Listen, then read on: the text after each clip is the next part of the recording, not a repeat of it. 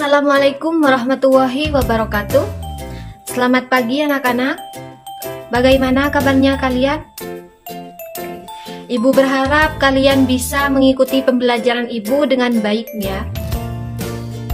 Pertama-tama Ibu akan mulai pembelajaran di pagi hari ini dengan pembacaan doa terlebih dahulu seperti biasanya. Yang mana pembacaan doa tersebut dipimpin oleh ketua kelas. Monggo Mas Ali untuk memimpin doa. Terima kasih Mas Ali. Ibu di sini akan memasuki materi yang keempat, yakni tentang perilaku terpuji. Di minggu kemarin, di bab 3, kalian belajar tentang apa? Ada yang masih ingat? Monggo Mas Ali, bagaimana? Oh, nggih. Sekarang kita pindah ke bab 4, yakni perilaku terpuji. Kalian mengerti nggak apa itu perilaku terpuji? Perilaku terpuji itu adalah hal-hal yang baik dan diperbolehkan dan dianjurkan oleh Allah Subhanahu wa Ta'ala. Dan yang pertama ada perilaku tawadu. Silahkan dibuka LKS-nya halaman 37. Pada poin A, di situ ada pengertian tawadu. Mas Zaka bisa dibacakan apa itu pengertian dari tawadu menurut bahasa maupun menurut istilah? Oke. Monggo Mas dibaca. Oke. Jadi dapat disimpulkan ya bahwa di sini dalam LKS, silahkan dilihat dalam LKS bahwa tawadu itu adalah rendah hati dan tidak sombong. Yang dimaksud di sini, tawadu itu tidak merendahkan orang lain dan tidak membangga-banggakan dirinya sendiri. Di sini ada contoh perilaku tawadu yang dicontohkan oleh Nabi Muhammad SAW, yakni sifat rendah hati yang membawa orang ke tingkat terhormat dan dihargai dalam masyarakat. Jadi di sini Nabi ada sebuah riwayat hadis dari Umar bin Khattab kepada Mbak Siska, bisa dibacakan bagaimana hadisnya?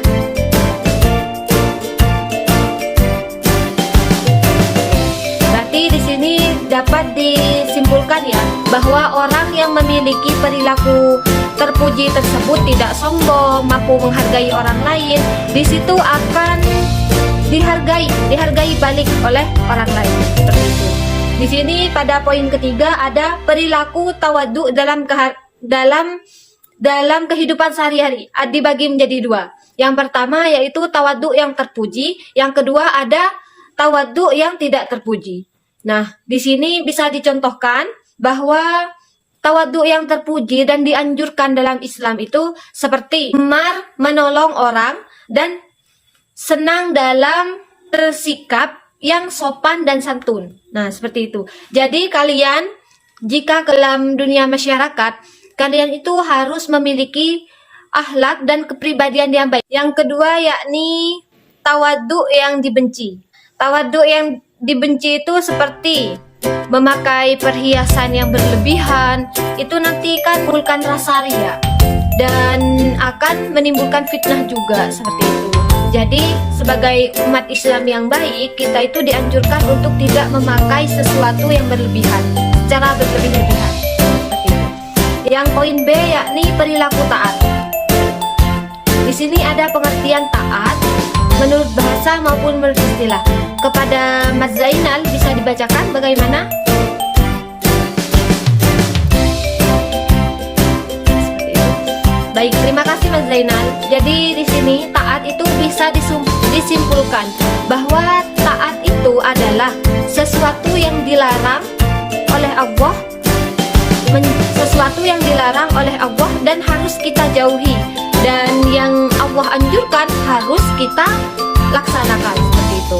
Taat di sini dibagi menjadi 3, yakni taat bermakna patuh, taat bermakna penurut, dan taat bermakna tunduk. Kepada Mbak Siska bisa dibacakan apa itu taat bermakna patuh. Nah, seperti itu. Jadi patuh di situ taat yang berartikan patuh tersebut yakni dalam mengikuti anjuran Allah, kita harus mengikutinya, harus patuh. Jika kita disuruh sholat, disuruh zakat, disuruh puasa, dan hal tersebut wajib kita lakukan dan kita harus lakukan dan termasuk fardu ain seperti itu. Hal tersebut termasuk taat dalam bermakna patuh. Yang B yakni taat bermakna penurut. Kepada Mbak Endang bisa dibacakan bagaimana taat bermakna patuh tersebut? Ya. Jadi yang dianjurkan oleh Allah Subhanahu wa taala dalam taat bermakna patuh tersebut, kita itu harus nurut. Seumpama sholat itu ada 5 kali, jadi kita itu harus mengikuti bagaimana tata caranya, apa yang menjadi kewajiban itu harus kita ikuti seperti itu. Dan yang ketiga yakni taat bermakna tunduk. Kepada Mbak Naila bisa dibacakan bagaimana pengertiannya tersebut? Baik, terima kasih Mbak Naila.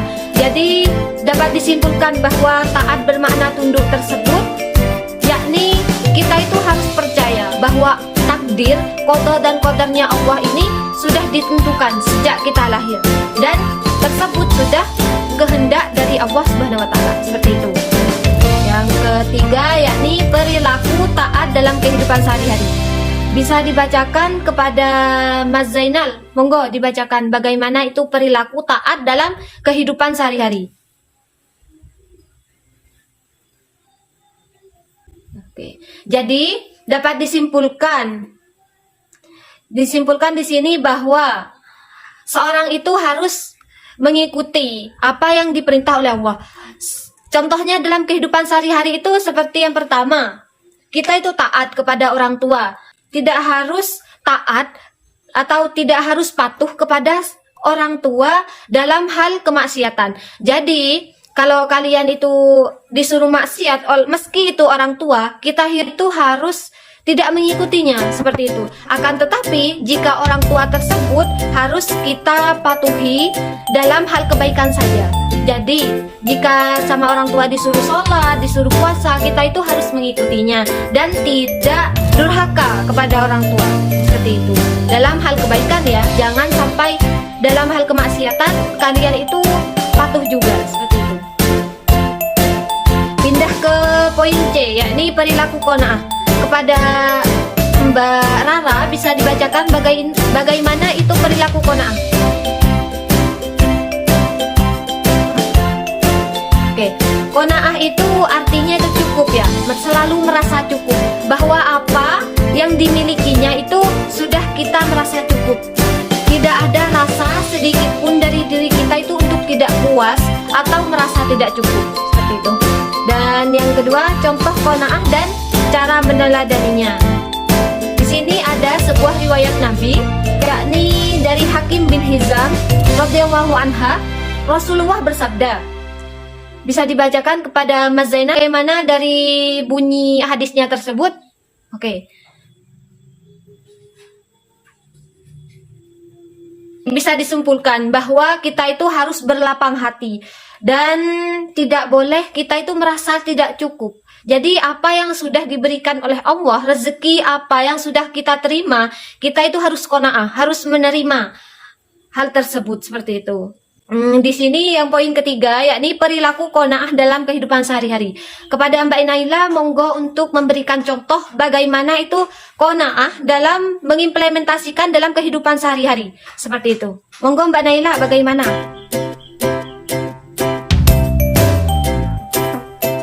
Oke, jadi katanya Mbak Naila itu bisa disimpulkan bahwa apa yang sudah diberikan kita harus selalu bersyukur, selalu mengucapkan alhamdulillah dan tidak mengeluh seperti itu.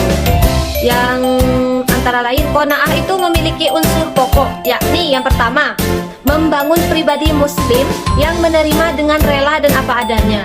Jadi kita itu sebagai umat muslim yang baik, apa yang sudah diberikan oleh Allah Subhanahu wa taala, kita itu harus rela. Jadi kita itu mempunyai sifat qanaah agar kita itu bisa berlapang dada dan tidak dan tidak menggerutu, seperti itu. Dan yang B, memohon tambahan yang pantas kepada Allah serta usaha dan ikhtiar. Jadi jangan cuma qanaat terus ya. Jadi kita itu perlu adanya usaha dan doa untuk kita itu bisa mendapatkan apa yang kita inginkan, seperti itu. Dan menerima ketentuan Allah dengan sabar. Setelah kita ikhtiar, setelah kita sudah usaha, akan tetapi apa yang kita inginkan itu belum terkabul. Jadi sama Allah itu kita diajarkan untuk selalu bersabar, seperti itu. Dan yang keempat yakni bertawakal kepada Allah, yakni segala sesuatu yang terjadi pasti sudah menjadi ketentuan Allah. Jadi kita itu harus percaya kepada Allah, percaya kepada ketentuan Allah, seperti itu. Yang terakhir yakni tidak tertarik oleh tipu daya dunia. Jadi kita itu tidak selalu berlomba-lomba dalam hal dunia. Kita itu harus beribadah dan tidak hanya bekerja terus-terusan demi kepentingan dunia, seperti itu. Yang poin D yakni perilaku sabar. Kepada Mas Zainal, bisa dibacakan apa itu pengertian dari sabar menurut bahasa maupun menurut istilah.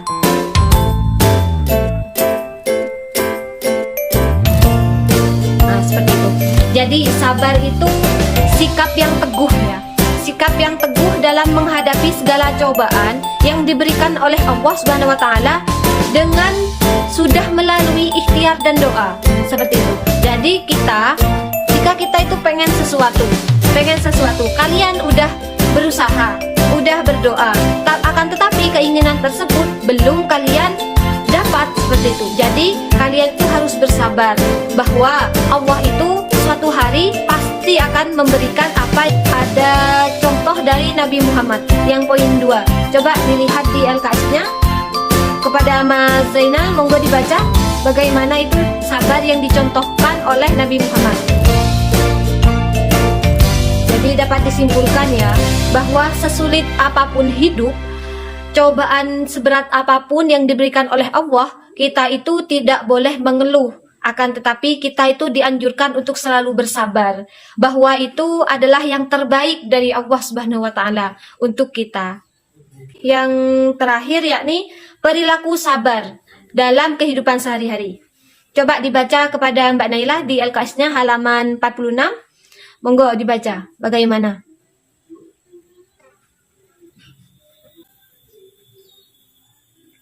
Ada 4 ya di sini. Yang pertama, ketika kita menghadapi hantaman pertama. Yang pertama, seperti kita itu mendapatkan musibah, kita itu harus kembali kepada Allah, harus selalu bersabar dan tidak boleh menggerutu ataupun mengeluh sedikit pun. Cobaan yang sudah diberikan oleh Allah Subhanahu wa taala itu merupakan ujian bagi kita dan setelahnya akan ada kesenangan, seperti itu. Yang B yakni ketika ditimpa musibah segera mengingat Allah. Jadi setelah kita ditimpa musibah, diberi cobaan seperti ini sama Allah, kita itu harus kembali kepada yang memberikan musibah tersebut, yaitu kepada Allah. Kita harus selalu memohon ampun kepada Allah dan menerima apa yang sudah diberikan oleh Allah, seperti itu. Yang C yakni tidak menampakkan musibah kepada orang lain. Jadi kita itu harus memendamnya sendiri, bukan memendamnya sendiri semua ya, akan tetapi tidak menampakkan kesedihan tersebut kepada orang lain, agar orang lain itu tidak merasa iba kepada kita. Jadi kita itu harus bersabar dan berdoa kepada Allah SWT. Yang keempat yakni sabar menghadapi semua cobaan, yakni seperti yang saya jelaskan tadi, bahwa kita itu ditimpa musibah seperti apapun, itu sudah kehendak dari Allah. Jadi kita itu harus ikhlas dalam menerima cobaan yang seperti itu. Nah, seperti itu anak-anak. Mungkin ada pertanyaan dari sini? Oke, berarti sudah mengerti ya. Setelahnya itu ada evaluasi, yaitu pilihan ganda. Di situ ada pilihan ganda. Untuk minggu depan kita bahas tentang pilihan ganda tersebut ya. Kalian kerjakan sebisanya aja di rumahnya. Minggu depan kita bahas bersama-sama. Oke. Mungkin itu saja ya dari Ibu Guru pada pagi hari ini. Pelajaran pada pagi hari ini Bu tutup dengan bacaan basmalah bersama-sama. Bismillahirrahmanirrahim. Alhamdulillahirabbil alamin. Semoga hari kalian baik dan semoga kalian diberikan kesehatan dan semoga kalian bisa mengikuti pembelajaran Ibu di hari-hari berikutnya. Seperti itu. Baik, terima kasih sebelumnya dari Ibu. Kurang lebihnya mohon maaf. Wassalamualaikum warahmatullahi wabarakatuh.